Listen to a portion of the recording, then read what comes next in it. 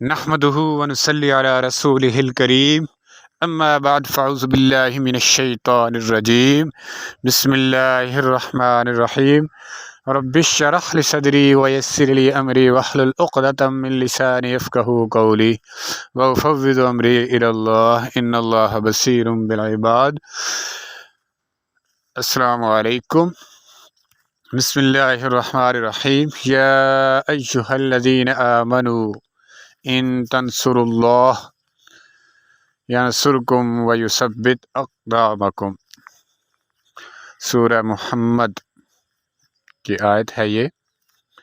یا ایھا الذین آمنوا، اے لوگو جو ایمان لائے ہو، اے لوگو، اے ایمان والو. یا ایھا الذین آمنوا ان تنصروا اللہ، کہ جب اگر ان تنصروا اللہ، اگر تم مدد کرو گے اللہ کی. اس کو ہم پورے غور سے، تدبر سے، تفکر سے ان الفاظ پہ اگر غور کریں گے تو ضرور جو ہے ایک باشعور اور سمجھدار انسان اس پہ اس کو بڑی ہی ایک عجیب سی حیرت ہوگی، حیرانگی ہوگی کہ اللہ رب العزت جو ہے انسان کو، انسان سے ہے مخاطب. ان تنصر اللہ، اگر تم اللہ کی مدد کرو گے. کیسی بات ہے کہ اللہ رب العزت کی شان، اس کا جو معاملات، وہ خالق ہے، وہ مالک ہے، وہ رازق ہے، وہ عزتوں کا، ذلتوں کا وہ مالک ہے، موت کا، زندگی کا. خود کو انسان دیکھے، پوری کائنات کو دیکھے. طرح وہ کہتا ہے کہ پوری کائنات کے معاملات کو دیکھ. قرآن کریم میں اللہ رب العزت فرماتا ہے کہ دیکھو کائنات کی طرف اور کرو پوری انویسٹیگیشن، ریسرچ، انالیسس، تو تمہاری جو ہے نظر وہ پلٹ آئے گی یہاں تک کہ تم سے کوئی اس میں سے نقص نہیں نکالا جائے گا. ویسے جو اپنی طرف سے کوئی نالائکیاں، بیوقوفیاں، ایسے نہیں ایسے ہونا چاہیے، ویسے نہیں ویسے ہونا چاہیے، وہ الگ چیز ہے. لیکن اس کائنات کی جو تخلیق ہے، چاند، تاروں، سورج، دن، رات، موسموں کی، یہ سارے معاملات کیسے ڈیزائن ہوئے ہیں، کیسے پلان ہوئے ہیں، اور کیسے یہ ساری سرکولیشن، کیسے یہ سارا نظام سسٹم چل رہا ہے، اس پہ دیکھ، سوچ. تو تیرا جو ہے دل و دماغ کسی بات پہ، کسی نہج پہ، کسی پوائنٹ پہ نتیجہ اخذ ضرور کر لے گا کہ ہے کوئی مالک، ہے کوئی خالق جو اس کو چلا رہا ہے، اور اس میں سے کوئی تجھے کمی نظر نہیں آئے گی. وہ اللہ رب العزت، وہ عظیم ہستی انسان سے کیا کہتی ہے؟ ان تنصر اللہ. کیسی بات ہے کہ اگر تو اللہ کی مدد کرے گا. اللہ کی مدد کو، اللہ کی مدد کے لیے کیا انسان سے کہنا تھا کہ اللہ کی مدد کر، اور اللہ کو مدد کی ضرورت کیسے پڑ گئی؟ ایک بات ہے یہ. اس میں ایک انسان کو جو ہے ایک مرتبہ، ایک رتبہ، یا ایک اس کو امپرومنٹ کرنے کے لیے، سمجھانے کے لیے، اٹریکٹ کرنے کے لیے بھی ہے کہ ان تنصر اللہ، اگر تم اللہ کی مدد کرو گے تو دوسری جگہ پہ بہت سارا قرآن مجید میں آیت فرماتا ہے کہ یضل بہ کثیرا یہدی بہ کثیرا وما یضل بہ الا الفاسقین. اکثر جو ہے قرآن کریم کو پڑھ کے گمراہ ہوتے ہیں اور اکثر ہدایت پاتے ہیں. اور یہی بھی فرماتا ہے وَتُعِزُّ مَن تَشَاءُ وَتُذِلُّ مَن تَشَاءُ. جسے چاہوں عزت دوں، جسے چاہوں ذلت دوں، جسے چاہوں جتنا مرضی. ان اللہ یرزق من یشاء بغیر حساب. بے شک اللہ جسے چاہتا ہے بے حساب رزق دیتا ہے، جہاں سے اسے گمان بھی نہیں ہوتا. تو یہاں پہ اللہ رب العزت فرماتے ہیں کہ اگر تو اللہ کی مدد کرے گا، ان تنصر اللہ. اب مدد کیسی ہے، بات اس پہ کرتے ہیں.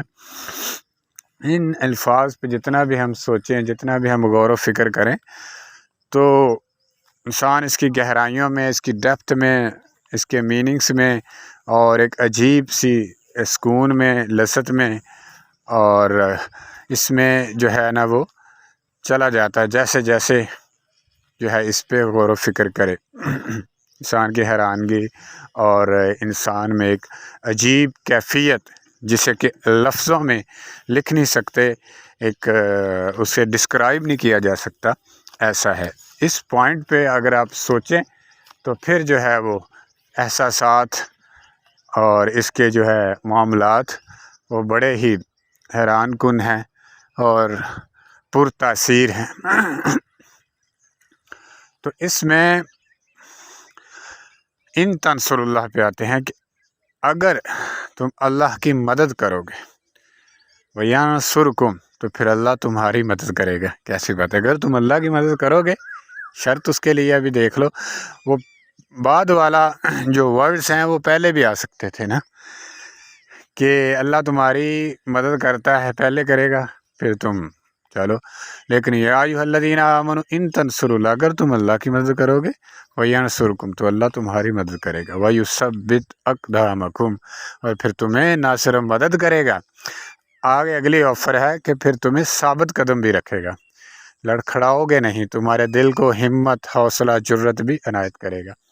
اب اس کے لیے کیسی پوزیشن ہے؟ ایک ہے کہ ہم یہاں پہ اکتفا کرتے ہیں کہ چلیں جی 2 نمازیں پڑھ لی، یا تو فجر کی پڑھ لی، لو جی بڑا کام ہو گیا، باقی سب بھول گئے، ٹھیک ہے، عشاء تک دنیا کے معاملات میں ایسے پھنسے، پیسوں میں، ریلیشنز میں، معاملات میں، کیلکولیشن میں، وہی پورا نہیں ہوتا، خواہشات میں، تو چلتا رہا معاملہ۔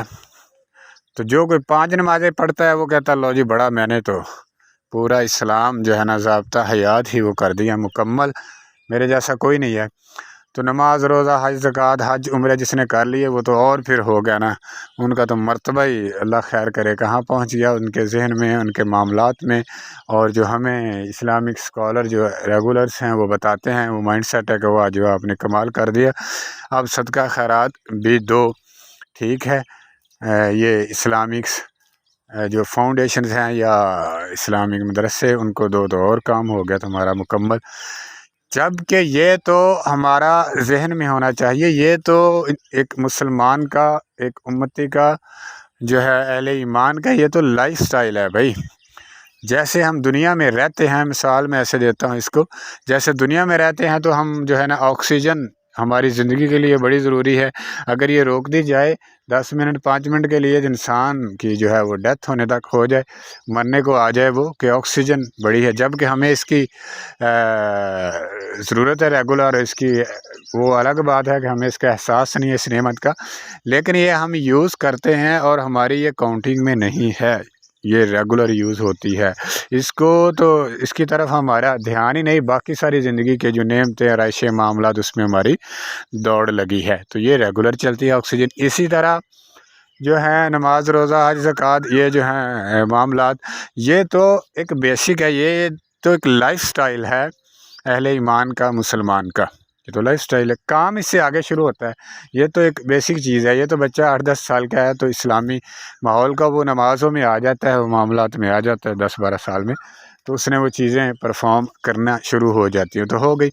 آگے پھر جو ہے 40 ایئر، 50 ایئر، 60، 70، 80، وہ وہاں پہ ساری زندگی بس انہی چیزوں پہ اکتفا ہے، وہ تزکیہ، وہ معاملات میں پڑا ہوا ہے، اس سے آگے بڑھنا ہے۔ اسلام کو اس میں اللہ رب العزت اشارہ دیتے ہیں ان تنصر اللہ کے انسانی سسٹم کو، اسلامی سسٹم کو نافذ کرنا، اس کے معاملات کو آگے لے کے چلنا، اور اس پہ زمین پہ اس کی حکمرانی، اس کے رولز، اس کے معاملات، اللہ رب العزت کی یہ کائنات ہے تو اللہ رب العزت نے تمہیں ایک معجزاتی کتاب قرآن کریم عنایت کی ہے، اس میں سارے اصول ہیں، رہن کے، سہن کے، معاشیات کے، ہر معاملے کے، ٹھیک ہے، عدالتوں کے، ایوری تھنگ رولز اس میں ہیں، مینشن ہے، غور تو کر، فکر تو کر، کبھی وہ آیات بھی پڑھنا جس میں رولز سارے بتائے گئے ہیں، کیسے کیسے کسی نے جرم کیا تو اس کو کیسے پنشمنٹ کرنی ہے، سارے رولز جو ہے نا اوورآل وہ دیے ہیں، تو ان پہ امپلیمنٹ کرنے کے لیے دیا گیا ہے، نہ کہ اسے جو ہے نا وہ پڑھ پڑھ کے رٹا لگاتے جو ثواب درجات وہ کرتے رہو، جب کو من لگے تب پڑھ لیا، قبروں پہ جا کے پڑھ لیا. تو اس کے لیے نہیں ہے، یہ عمل کرنے کے لیے ہے. باقی زندگی میں تو ایسے نہیں کرتے ہو کہ چلیں جی کوئی آپ نے ارینج کر لیا فلٹر کا، پانی فلٹر کرانے کے لیے وہ کوئی مشین یا کوئی ارینج کیا، کوئی ایسا اکوپمنٹ، کوئی ٹولز، تو اس کو رکھا ہوا ہے تو پانی دوسرا یوز کرتے رہو. ایسا کیوں کرتے ہو؟ پھر اس کو سامنے رکھو اور پانی پیتے جاؤ جیسے مرضی، جیسے قرآن کے ساتھ کرتے ہو. قرآن کو جو ہے نا وہ رکھا ہوا ہے، ٹھیک ہے، الماریوں میں بڑی اونچی اونچی جگہ پہ لپیٹ کے، بڑے ادب احترام، اور کوئی تھوڑی وہ بات ہو جائے تو غصاخی ہو گئی، وہ سارے وہ ایکشن، وہ سارے احتجاج، سٹرائک، دھرنے، وہ اس قدر مطلب تجھے اگر ہے پاسداری احساس ہے تو اس پہ عمل بھی کر پراپر. ہر آیت پر عمل کرنا ہے. یہ انسان کے لیے ہے، ہمارے لیے ہے، اہل ایمان کے لیے. اگر لا الہ الا اللہ کیا ہے، یہ تو ایک پولیٹیکل سٹیٹمنٹ ہے، ایک سیاسی سٹیٹمنٹ ہے، جو کہ ہمارے ذہنوں میں اس طرح اس کو نقش کر دیا گیا ہے کہ سیاست ایک غلط جگہ ہے، کوئی شریف آدمی اس میں نہ آ جائے.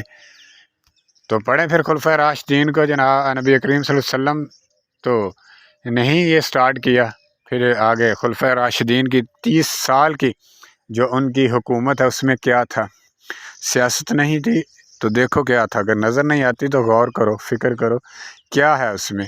اسی طرح جو ہے نا اس کو دنیا پہ امپلیمنٹ کرنا ہے. تب تک جو ہے اتنا کمفرٹیبل، آسانی سے، امن سے، محبت سے وہ رہنے والے معاملات نہیں ہیں جب تک اس کو اس دنیا پہ امپلیمنٹ نہ کیا جائے، کہ باقی سارے جو ہیں مذہب اور ساری جو ہے دوسری عوام اس کے نیچے نہ آ جائے، اس کے پرچم کے تلے آ جائے.